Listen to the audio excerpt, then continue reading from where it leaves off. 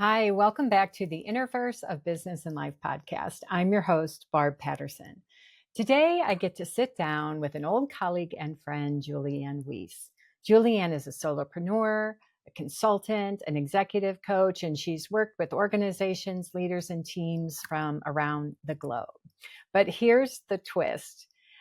About 14 years ago, when I first asked Juliann if she would ever consider going out on her own and starting her own business, I believe her reply was somewhere in the vein of, nope, that's not for me. It's not my personality.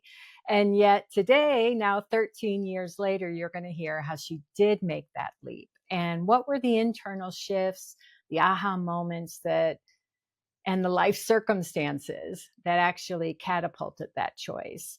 In this conversation with Juliann, she shares about dealing with the wobbles of entrepreneurship, as she calls it. She talks about how her love and passion for mountain biking has become a great metaphor to leadership and entrepreneurship. She shares about those ideas around imposter syndrome or failure have really been avenues for helping her step into her power, her leadership, and get more and more comfortable in the way she works with people. It's a really great conversation, very relatable. I have no doubt you're going to enjoy learning from Juliann and also relate to a lot of what she says. So without further ado, please enjoy this conversation. As always, if you know anyone that would get value from it, I encourage you to share it. Thank you.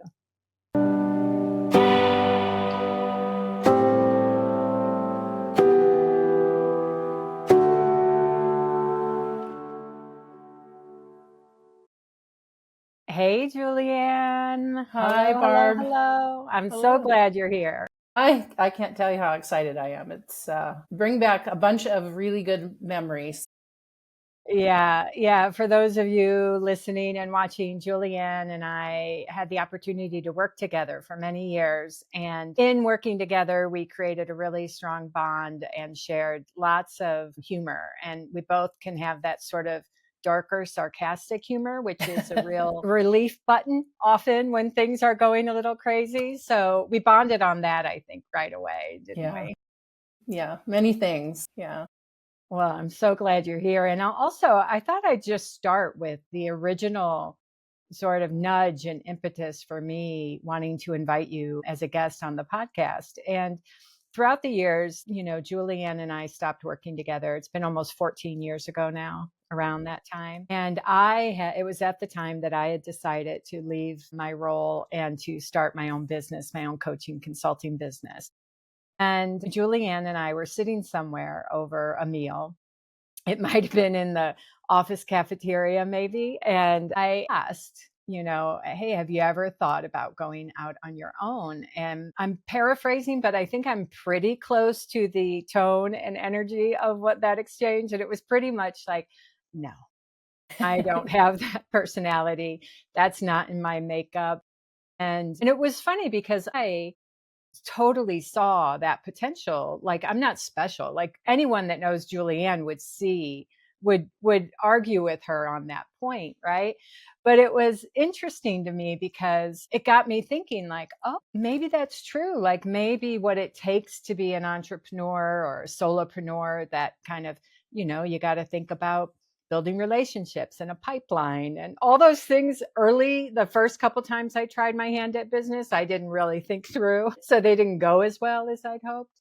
So I remember kind of thinking, oh, okay, maybe she's right. And then what's happened then is sometime within a short period, like within the next year, I want to say, maybe a little longer, you went out on your own. And so it has been so fun to kind of watch you step into that and to see you have success. And I'm sure, like everyone, there's been bumps, and we'll get into that today. But I've always thought about that. And I think the reason why, in my own mind, it was interesting, I'm going to let you talk in just a minute, is because I think we often do that. We have an idea of ourselves and we just kind of close doors on opportunity, or we don't take a kind of leap into something because we've defined who we are, what we're good at, what we're not good at. And so to see you kind of break that has been fun for me. So I'm curious, from your perspective, do you remember that I conversation? do. What were you feeling in that moment? In that moment? Well, I think when you have a period of time with a lot of certainty, like a regular job and consistent paycheck and all of the wonderful things that come along with that, right? That stability and that safety, you do get concretized to it. And it starts to feel like anything different than that would be way too big of a transition. And it's interesting because my mother was an entrepreneur. So I watched her do her own thing and be successful at it. But she was like an analytical, very detail oriented type person. And I think I had talked myself out of, like, I could do the work, but I couldn't run a business. And both of those things felt very different to me. Like they're so distinct. So I think at the time that was really it, was like, I don't have what it takes to do the financials and the taxes and the marketing and all of that, business development, which is interesting because, of course, that I also have done a tremendous amount of sales training. And so I think one of the wake up calls I had was, wait a minute, I do know how to do some of this. So yeah, it was, it has been a very interesting journey.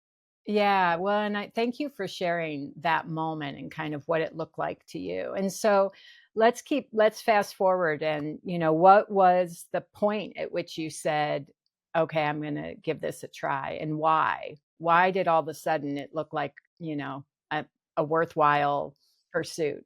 Yeah. It's multifaceted. So I wish there was a more simple answer.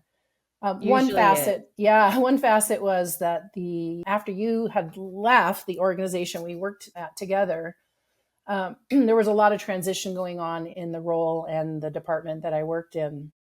And I think it was clear both to the new person who was coming in and to me that my career there, doing what I had loved doing, was going away. And so there was a force that was happening that was going to move me out of that company, I think, regardless. The interesting thing was I actually negotiated to get 3 years worth of work as a consultant with that company as they were transitioning the model away from what I had been doing towards something different.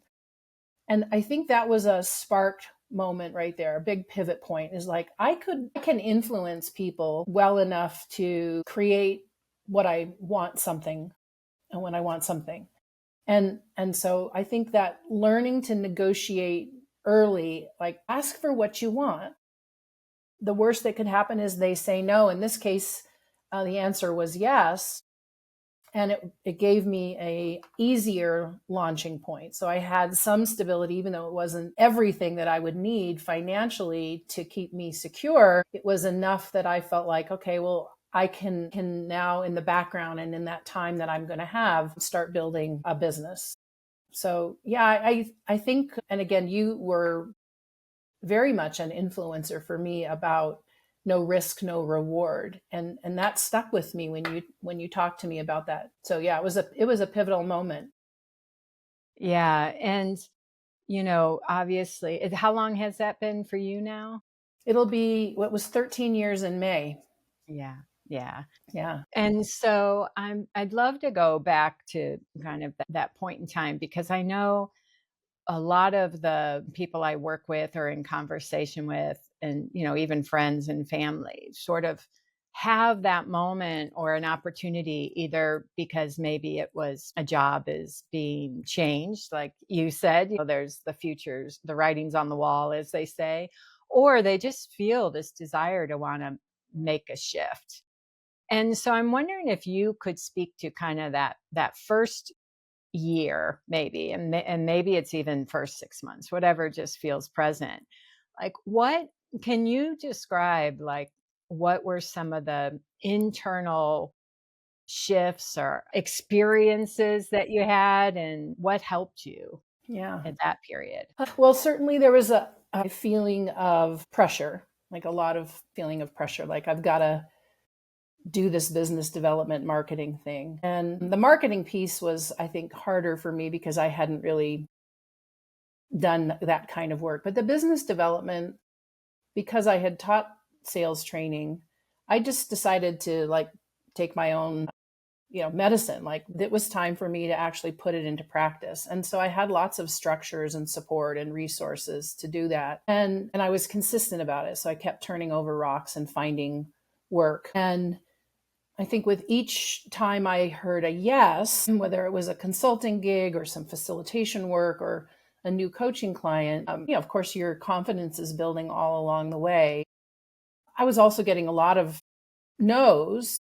And initially, of course, that's hard. It didn't take me very long to understand, though, that when they say in sales, hey, every no is just, getting you closer to a yes, you start to realize that that's true and start to depersonalize it. And the moment that I hit that, and I don't remember exactly what it was that put me there, but I do remember going, this isn't about me. When they say no, it's often not about me. Maybe sometimes it is, but it wasn't enough about me. It was often about them, whether it was timing or, the chemistry wasn't right or the pricing was not what they wanted, whatever it might have been. But I started to let go of the attachment that was a personal affront to me and started to see it as like, it's not rejection, it's redirection kind of thing. And once I got there, things really changed. Like my husband even said, you're so resilient. Like you just move on to the next thing. And he's watching, of course, as an observer, seeing something that I might feel subconsciously, but wasn't able to articulate it. And then when he said it, I was like, yeah, I get this now, right? This is just like one day at a time, one effort at a time. Stay consistent with it. Don't let it get you down. And because I had done enough of that delivery to other people in the sales environment, I'm like, yeah, I mean, I tell people this all the time. Now I've got to swallow that myself. And I did. And so that was like a major uptick because then it was more experimental and fun and playful and like, oh, let's try that and let's apply for that work and let's see what happens. And once you start going in as an explorer and there's sort of less, oh my God, I have to get this piece of work, it's amazing what happens, right? Like more work comes your way. Yeah. Yeah. It's so brilliant. And I think just to, highlight it, underscore that ability to sort of get over it, get over ourselves, to get over the no, to depersonalize. That is such it puts us, like you said, it's like all of a sudden we're standing on new ground because, we aren't getting derailed for days, maybe months, because something was a no, or it's taking a little bit more introductions than you wanted, or there's a longer ramp time than you would like, all those things which we can really feel discouraging. And so like that depersonalization is really like a discouragement proof potion, and I think when I love to, and I know you do too, like study entrepreneurs and leaders and, kind of the successful ones, what are they seeing and doing? And years ago, I remember thinking like for sales in particular, it's like, oh yeah, they just don't let a no stop them. And I don't mean that they keep pushing at the same thing. They, as you said, they redirect and okay, well, what's next? Yeah. So I think what you're saying is really valuable, really valuable. And so, you know, was it at that point that you sort of, or maybe you've never had this, but you're kind of went, okay, I got this.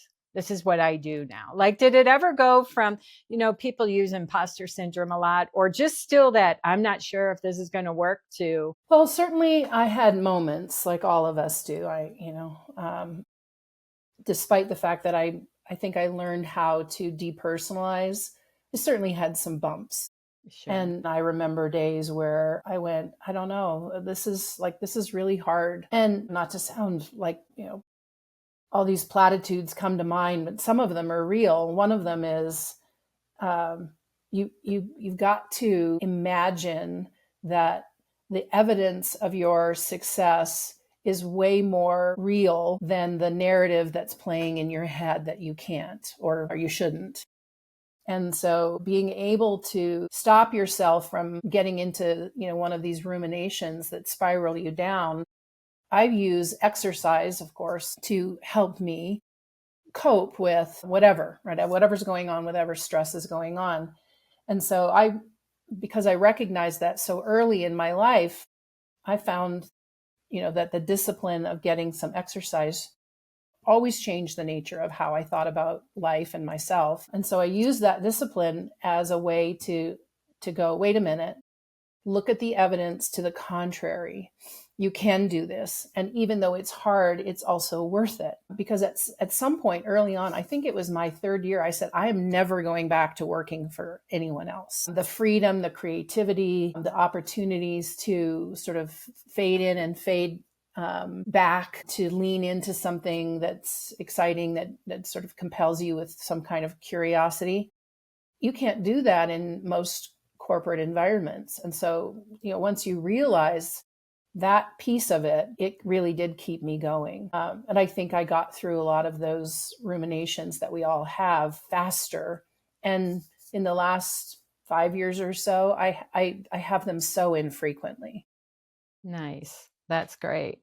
And I think for all of us, our work, and whether we're business owners or inside companies, whatever that might be, is really a vehicle to evolve us as humans, right? It's sort of like that realization you had about depersonalizing and you're resilient. Like it was the no's that got you there, right? And having to kind of meet ourselves. And I'm curious if you can see, like, what are some of the ways you believe being in business and having your own business has helped you evolve as a human or as a woman, as a business person, whatever it might be? I need like 7 hours to answer that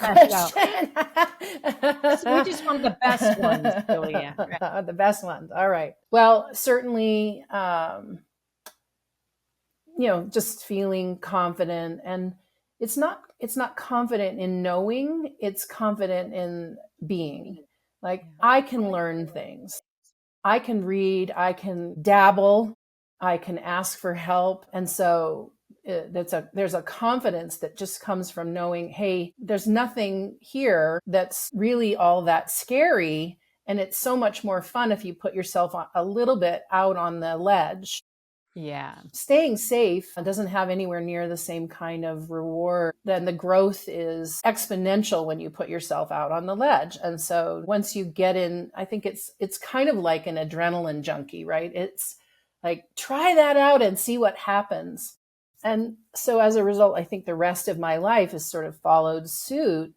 It's a lot of things that I probably wouldn't have done, wouldn't have experienced, because now I just trust myself. I shared this with you when we were talking before. There have been conversations I've been in with clients where they ask a question, or we start to go down a train of thought. And it feels incredible because I didn't know that I knew anything about those things. Like it was like it came out, I was articulate. I felt like I had something to offer, and yet I didn't know that I knew that. And I think part of it is that you just are absorbing so many things that are outside of your conscious mind as you're working in the business, you're working alongside clients, as you're doing the reading, all of those things. And so now especially if you allow yourself to trust, that wisdom just sort of pops from all these places that you didn't expect. And so I think that's also been part of my evolution. I'm much more willing to try new things. I'm not worried about failure or mistakes anywhere near to the degree that I used to be. I think even though it may not sound exactly how I want it to sound right now, I don't care as much about how other people view me. Mm. And certainly there are people I care very deeply about. Yeah. That I think generally I'm not as retracted or small because I'm worried about what other people are thinking. Yeah. And so I think all of those things have contributed to me just having a much more exciting life. Yeah, those I love all of those. And I think that to start with the one about you're willing to try new things and you feel more the adventurer versus, the cautionary tale person, right? Like, Yeah. and I think that it's in a very simple way. It's like the more willing we are to go to stretch ourselves outside the bounds of comfort or guarantee of a certain outcome, the more willing we are to experiment, we discover like, "Oh, I could handle that. It wasn't smooth, but I don't really care. It was still fun." Like, I think that I know for me, one of the things was really realizing, getting aware of it. It was an unconscious thing that I was sort of overthinking things somehow with the idea that if I thought about it enough, it would guarantee a certain outcome or Mm. guarantee a particular, how the ride would go. And it's no. Once I realized they have nothing to do with each other, and it's just me being a little controlling or, trying to over control something I had no control over. Like you, it's like, oh, wait, what would happen if I just allowed it all? If I just allowed all of it, including those moments when I'm outside of my comfort zone. And then you're right. You discover, like, oh, okay, I figured it out. Or I love what you're sharing too. Like you start to realize, and for me, and I know you do work around the mind and the brain and thought and all that as well. But when I started to see, oh wait, no, that our mind is designed for creativity and problem solving. I don't have to like steer that. I don't have to be the Hmm. one making that happen. It's like it's the way it's designed. So in a way, we're designed to figure it out. We're designed to rise to the occasion. We're designed to find our way. And so that let me like again get a little looser about that somehow I've got to have a grip on it all. So I love what you're saying there. Yeah. And it led me down some pathways, of course, that in hindsight you're like, okay, well Yeah. that was bumpy and maybe not that fun. Tons of learning, and I think that's the thing, is all of the learning. So now if I accumulate all that learning 13 years later, it makes for choices that are more fulfilling. And so that would be something I would want to encourage and pass along to anybody who decides to work for themselves, is there really aren't mistakes, there really aren't failures. They can feel like those things in the moment, they're really just learning. And the minute you could make that distinction and say, I learned a ton from that. There's some heartache along the way in that learning, of course, but it didn't kill you. Yeah. Yeah, and you're still able to move forward, take action on the next thing. Is there a particular story in your own journey around that that's like could get categorized in that failure, Yeah, yeah, but showed you something, taught you something? yeah. I got a opportunity to coach someone who was being groomed for the executive suite. And there was a timeline. It was a 2-year transition for him. And I think we had really good chemistry. I didn't check in often enough with his boss. And at the beginning of the arrangement, of course, there was a sponsored approach. So I did meet with the CEO to talk about the candidate, but I didn't meet frequently enough and check in enough. And I think what happened is the client didn't really lean in. And while I wanted to, keep the confidentiality and all of that stuff, it was very clear that there was no action happening. There was no forward movement. We were meeting, but nothing was growing from it. And I had a decision to make, which was, do I keep coaching? Do I talk about it with the client? Do I talk about it with the sponsor? So I talked about it with the client. I said, I don't think we're making any forward progress. His reaction was, really? Like, that's insulting. And I said, I have to let your boss know that I don't think we should continue. And he felt like that was a stab in the back.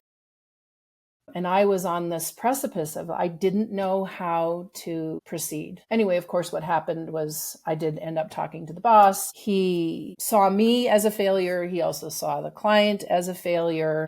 It ruined my reputation with that organization. And I had done some consulting work with them in addition to some coaching. And so, from a financial perspective and a reputation perspective, it was a big deal. Like, I felt like a head-on collision. And yeah, I was reeling from that for a while because I really just felt like I didn't have any good choices for dealing with it appropriately. So a lot of good learning in terms of now going forward from that, much clearer in my agreements with sponsors and clients about the confidentiality clauses, about the check-in cadence, about clarifying what could happen if people don't lean in and take advantage of the fact that the company is paying a lot of money for them to have Yeah. this opportunity. It really now, of course, it's years later. Now it's like, wow, that was so helpful because my agreements are tight now. Yeah. And I know what to make sure gets articulated and surfaced and confirmed very succinctly because of it. Yeah, thank you for sharing that. And I think that's it. There's no way to avoid those on the job training lessons, whether you're inside a company or doing your own thing, or you're getting promoted from within and doing a job you've never done. There is this sort of on the job learning. Um, yeah, we can sort of get caught in the financial implication or just the self criticalness of it, wishing you had known more than you knew. And so when we let all that go, though, what you're saying around it changed you, like it did its job in a way, like that moment showed you like, oh, this is how I want to show up. These are the contracting, both verbally, not just the legal document, but like, what's our agreement? Are we on the same page? All of that makes you better. It Yeah. improves the way you show up for yourself and the clients. So I think if people could also understand, there's no way around those types of experiences. There just isn't. I haven't met anyone yet that doesn't learn on the job and sometimes go, that was a bad idea, Yeah. or I was clueless, or I wish I would have known more before I did, but we didn't, right? Yeah. Yeah. And those lessons are visceral. Yeah. And I think that makes them that much more helpful. Again, in the Yeah. rear view mirror, it's so clear Yeah. to me that every time I have stumbled or had a shakeup like that, I've come out the other side of it stronger in the work and Yeah. clearer in the work. Yeah. And now I'm at a point where, of course, I'm much more thoughtful about my yeses and nos than I would have been at that time. Yeah. Yeah. And I think one of the things that has helped me is, when our work involves other humans, right? And we see like, oh, there's a moment in which we're like, I had a blind spot there, or I didn't do my best there, or I, wish I had done it differently. I think to remember that there's always like, it doesn't end with that. Like, there's a way to step back into the conversation, even if it doesn't, like in your case, re-engage a client.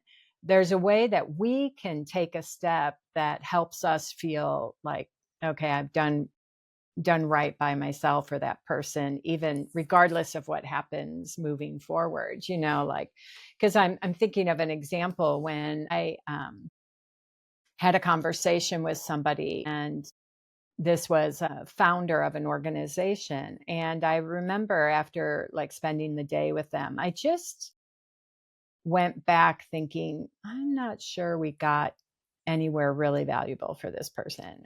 And so to first not let that take me down, bum myself out with it, right? Like just to like it happens. Not every Mm-hmm. conversation is a home run, right? Or when you're in relationship with people, whether you're coaching or managing them, that's part of it. You're going to have those. And I remember just once I stopped rehashing it, stopped my mind from just rehashing it and thinking what I could have done, I was like, oh, wait, what occurs to me to do now? Like, just as you said it earlier, looking at it neutrally, like this is what is, this is where we ended. What occurs to me to do now? And that has been so helpful to me, because then in that instance, I was able to go back the next morning and I just started with that. And rather than solving it in my head before I got there, I was like, hey, so I walked away wondering this. What do you think about? How do you think we did yesterday? Was there anything fresh for you? Was there not? Oh, and then it led to this really great conversation for both of us. And he was, it got him in a place of, oh, yeah, how can I show up different today? But, and then it got me more present and available and honest in that moment too. So I love that. It's like, okay, this is what's happening. This is what is, this is what's happened. And now how do I what occurs to me now to do next? What comes up for me when I hear you say that, Barb, is how much inappropriate time we spend trying to impress and perform versus be useful and have meanentrepreneurial dialogue. And, what you described sounds so real and authentic. I do think sometimes we are, as we start an entrepreneurial life, we do try to perform a little too much. And I think under those circumstances, that imposter syndrome is much more likely to occur in those moments than if we just say, if I'm real here, I wonder what happens. And I think that comes from trusting yourself. And it takes a while to get there, right? So again, if you're in and you're willing to live through the bumps, you will get to the other side of trying to impress and perform, and instead being real and let your sort of wisdom show up, which is what you just described to me. That's how I'm interpreting it.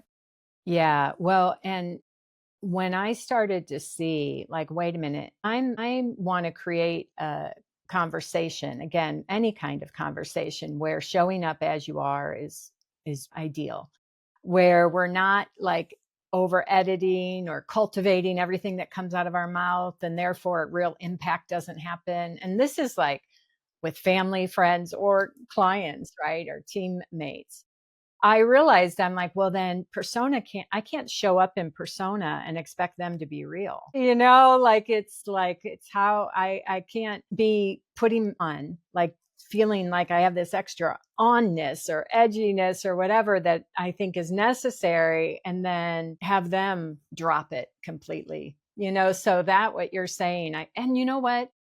It's so boring when persona Yeah. meets persona and image meets image. It's so boring, So, yeah, really. But you're right. It sometimes it feels like a bold move to just be real, but I've always been grateful every time I've done it, Yeah. even if it might have been not received completely the way I'd hoped. I've always been happier myself showing up that way. Yeah. And I think presence trumps a lot of other things, like often intelligence. Yeah. If we're trying to prove that we're intelligent, I think there's a completely different essence to those Yeah. moments than if you were just present with the Yeah. person that you're Yeah. with. Yeah. And, being a coach helps because you learn a lot about All the listening Yeah. and listening to others, listening to yourself. All of that matters in the movement forward of a business and an evolution of the human who's behind the business and the people who, of course, are interacting with. Yeah. Well, you mentioned the exercise, and I know you and your husband John are avid, um, I was going to say, not you, what is it? Mountain Mountain biking. biking. Thank Yeah. you. You can tell I Yeah. am not. And so, but I'm curious, when we met to catch up, you talked a lot about some of the, what you've learned actually through mountain biking and seeing it both as an entrepreneur and life. Would you share some of that, Juliann? Yeah. Yeah. There's so many crossovers. One of them is, um, so I've been mountain biking, I don't know, 35 years probably. And still to this day, I'll be on a single track trail and there'll be something ahead of me. And of course, most of the time you want to be watching what's right in front of you. But you're glancing up just to get a sense of what's coming. And there are many, many times you're like, there's no way I'm going to be able to get over that rock. I can't believe how steep that looks like I'm going to have to get off the bike, or that route is just at an angle. There's no way I'm going to make it over that. And then you're on it and you do it. And it's changed. So the perception of the difficulty is very different than the reality of it. And I think that's really sunk into my cells over this journey of being on my own in business, is whatever looks hard, if you just step into it, it's going to be easier than you think it is, especially if you trust yourself. And yeah, hopefully after 35 years of being on a bike, you trust that you know the bike, and having a good bike helps a lot. But I think that experience of, it still happens to this day. There's no way. And then you do it. I'm like, wow, I did that. It's not as hard as it looks. Yeah. Yeah. I think that realizing what your mind is doing is just imagination. Like, it's not really a predictor of the future, and a moment of anxiety about what's to come is just that, a moment of anxiety. There's no truth in it. And I think the more we realize that, the more helpful it is. And I think you're right. There are those funny like videos or memes out there that, somebody doing a happy dance, and it says something like, finally did that thing I've been putting off for 6 months and it took me 10 minutes, like it's all those things that look like this hurdle in our mind. And yet, as you said, you step into it and you're like, oh, well, that wasn't so bad. Or even if it wasn't great, like maybe it was challenging, you realize like, oh, it was fine. It's often never as hard as you said, right? As the mind wants us to believe it is beforehand. Yeah. And like the wanting for certainty, I think, is natural, and no one has it. No one has certainty about the future. And yet there are parts of it that we can, with our efforts, can control. And so I think that's the other thing, is to go, okay, well, I'm going to shape as much of my future as I can by taking action. And again, nothing I'm going to do is as risky as climbing Mount Everest. And so once you learn, hey, it's not that big of a risk, your brain might be telling you, oh, that's risky. It really isn't in many cases. For example, I've applied for jobs, work, consulting work, whatever it might be. I think a lot of people, women, maybe even in particular, underestimate their abilities and devalue some of those transferable skills that could get them, into a space they want to occupy. I've just started to say, I don't care if they say no, I'm going to try it anyway. And again, I would say I've had more no's than yeses, and I've had enough yeses that I've been financially stable for 13 years, with the caveat of the pandemic, of course. Ebbs and flows, right? Ebbs and flows, yeah. Well, and, I remember one of the first kind of big promotions I got, and they moved me to a new city, and it was a company I was working for got acquired, and then the new company offered me a position, and I moved. And I remember it was in Cincinnati. I drove to Cincinnati, and then that night got into my little, temporary apartment, and just had this moment of, what the hell did I say yes to? Like, what? I don't have a clue. And I called my sister, and thankfully she talked me off the edge, and, all of that. But it was after that I realized, oh, wait, every promotion, because as you and I are in the field of talent management and learning and leadership development, so I would be a part of the conversations that helped people grow their careers or created opportunities, in the organization for them. And I realized early on, thankfully, like, we've never done the job we're getting promoted to. So of course you aren't going to know what it's going to be like or what you're going to do. Like, not knowing is just a given. And the more comfortable we are with that, and again, you realize, like, you learn on the job, you figure it out. Everyone's doing that day to day, figuring it out. Like, nobody really has the formula that's guaranteed a particular outcome or success, right? So it's so freeing to, like, realize, oh, okay. And I like what you said. Like, ultimately, what we're cultivating is our ability to get comfortable in uncertainty. Like, that's what we want to cultivate. Not what the mind often wants you to do is search and find the thing that's going to make you feel okay. Right? No, let's just get okay with uncertainty. Yeah. I like to call it the wobbles because I don't like to use words like struggling or, Yeah. challenge or Yeah. obstacles. Okay. I really like this idea of wobbling, and it's helped me, and I think it helps some of the clients I've coached to think of it as you're in a wobble state, and it could be fun and it could be exciting. And so, what about wobbling in the past? Can you reflect on where you see it as an opportunity as opposed to a struggle or a challenge? And yeah, so have you ever skateboarded, Barb? Like when I was 10 or 11. Yeah. Yeah. I was never any good at it, but my brother did a lot of it. And I would get on the skateboard. And of course, the only thing I could do was sort of wobble back and forth from Yeah. Yeah. Yeah. but that was fun. It was fun Yeah. going down the street and wobbling. And so I think that's where I picked that up is it's okay to be in the wobbles. Yeah. Well, of course, now in my head is Weebles wobble, but they don't fall down. Anyone that's our age will get that Yeah, reference. that's right.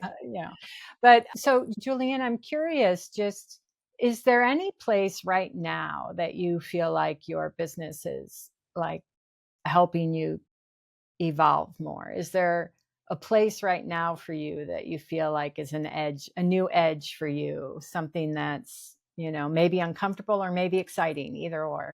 Yeah. Well, maybe two things. One is I'm on the precipice of submitting for my MCC, which is the highest tier for a coach to achieve.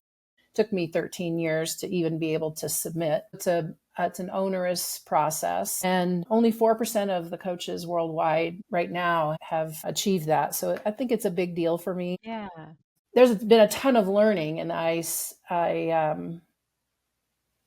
think I've grown a lot, and there's still more growth to be done because the way you show up as a new coach is very much focused on helping somebody achieve a very specific goal. What I've learned through the 13 years is my job as a coach is really to let that person see themselves powerful and capable and creative and whole. And so it's not so compartmentalized into you're trying to achieve X. It's how do you help yourself through every one of life's challenges by knowing who you truly are and what you're truly capable of. So that's a big evolution, and I think I'm still on that path. Amazing. The second thing is I'm writing a book, and it's actually interesting that you brought up the mountain biking because I am going to write about the crossover I see between all of the things I've learned on a bike and lessons for people to reflect upon, life lessons to reflect upon that the bike metaphor has enunciated for me. I can't wait. Seriously, I can't wait to read it. Thank you. I hope I get an advanced copy. I'll put my name Advanced on the copy, list. yes.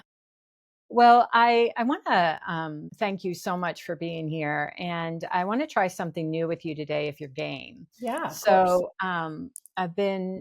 I want to ask you a few, they aren't quite rapid fire questions, but kind of in the vein of that, and see if this will be something I'll do with all guests. And the reason I'm just FYI kind of inspired to play with that is I think there's something fun about sharing specific resources or ideas or pointed messages for the audience. So hopefully it'll be something valuable to them, but we'll see. Yeah, we may take all this out. So, first question, what's one habit that's quietly shaped your life or work? Being willing to go on an adventure. Nice, nice. If you could give listeners one tiny experiment to try this week, what would it be? Drive to a place you have to go on roads you've never been on before. Nice. What's a myth about success, business, or leadership that you wish people would finally ditch? That it's hard and not worth it. And you talked to a little bit to this one, but I'll ask it. When things get messy or uncertain, is there a phrase that you lean on or a practice to help you in those moments? No risk, no reward from my friend Barb Patterson, and exercise. Yeah, nice. And then finally, what's one rule in your field of coaching or leadership that you secretly love to break or wish everyone would break? Leadership is first and foremost an inside job. So stop thinking that some form of book or leadership development program is the answer to your leadership challenges. Yeah. Yes. Amen to that. Yes. So, and just to offer finally, is there anything else that's present for you or you'd like to share before we go, Juliann? I would just want everyone to know that you can, and it's worth it, and that the obstacles or the wobbles are in many ways the most exciting parts and fulfilling parts of life.